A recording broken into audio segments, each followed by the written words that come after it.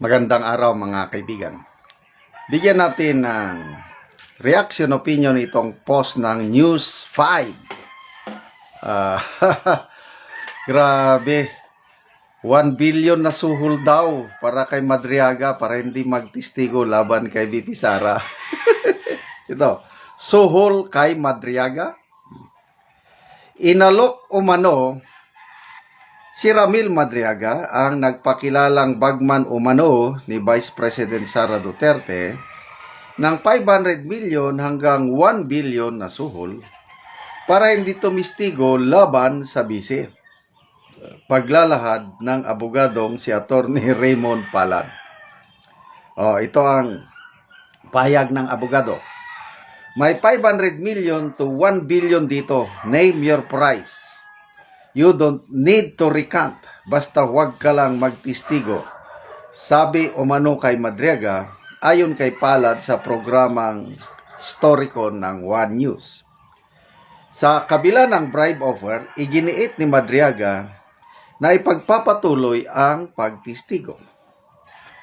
Natanggap umano ni Madriaga ang offer sa pamamagitan ng isang phone call noong Pebrero bago mag-Valentine's Day. Nagmula umano ito sa mga grupong sumusuporta kay VP Sara. Wow naman! News 5! Sige, magbalita pa kayo ng balita tungkol sa Madriaga story na ito. Isa itong News 5 na tahimik noon pag press con ng 18 Brave Marines, tahimik sila. The following day, nung nagsalita si Trillanes na dinideny niya ang aligasyon, saka na lang nag-post ang News 5. Palakpakan po natin ang News 5. Talagang very professional, very fair ang kaniyang reporting. Sige lang. Sige nga, tingnan natin ha. Kasi hindi mo maluloko ang taong bayan. Dito sa people who reacted, naniniwala pa ba ang mas marami sa taong bayan o netizens sa post ng News 5? Bera.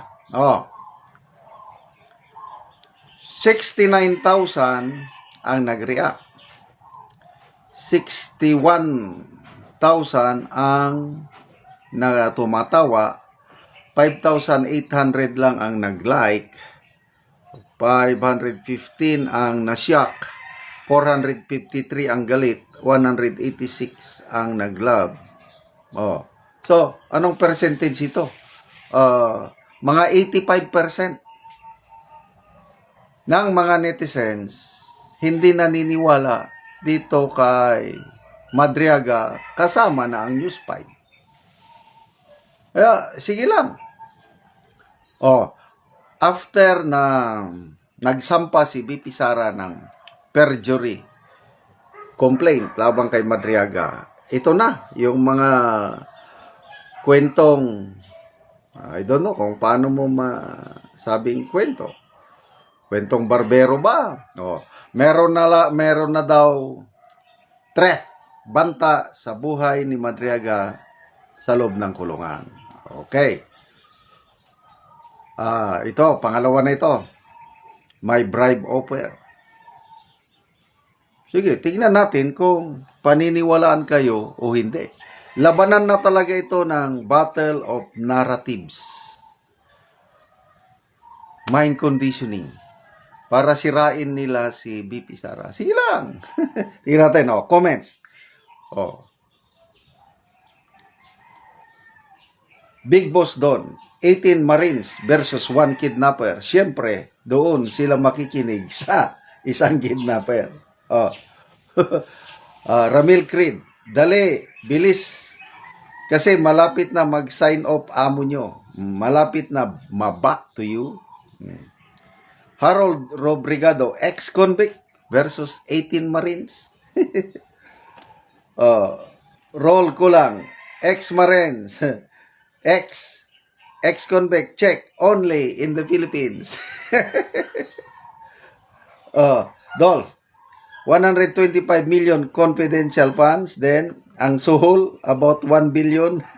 Math is mathing. Saan ko?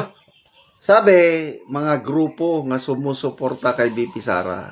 Sino kaya ang gagastos ng 1 billion para sa isang ex-convict?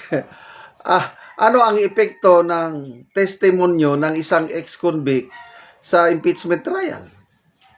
Mas, ako nga kung ako ay abogado ni BP Sara o kung ako si BP Sara, pamilya niya ako, mas maganda na mag-testimony si Ramil Madriaga dahil ang dami ng butas yung kanyang testimony at lalo silang mapapahiya pag i-cross-examine na ito. Sana nga mabilisan ang pagresolusyon ng piskalya yung perjury complaint ni sinampa ni BP Sara. Sana malaman natin kaagad kung aakyat ba ito sa korte. Once nga nagsabi ng piskal na indictment, may probable cause, kasuhan, ayun. Lalong lalakas ngayon ang panig ni BP Sara.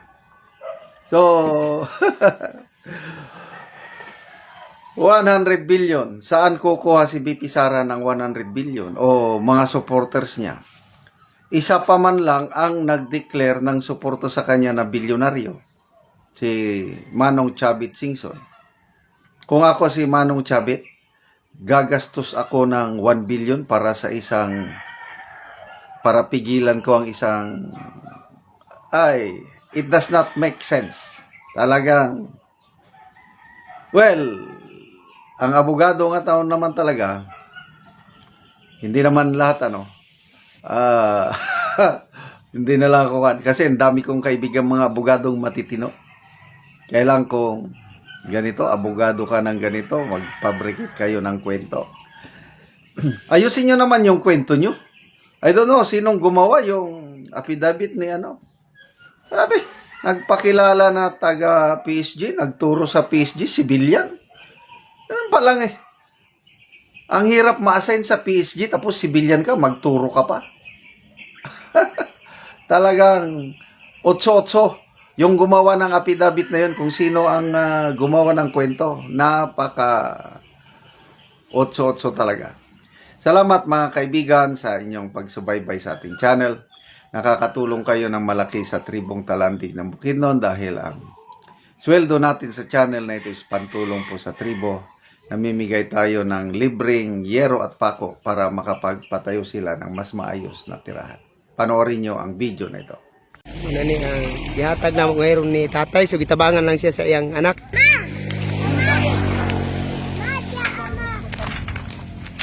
Muna ni ang o karon mo na ni ang atop sa tagaan na mo gero ni tatay, so ang gyud kining diri tungod sa kadtong daghan nga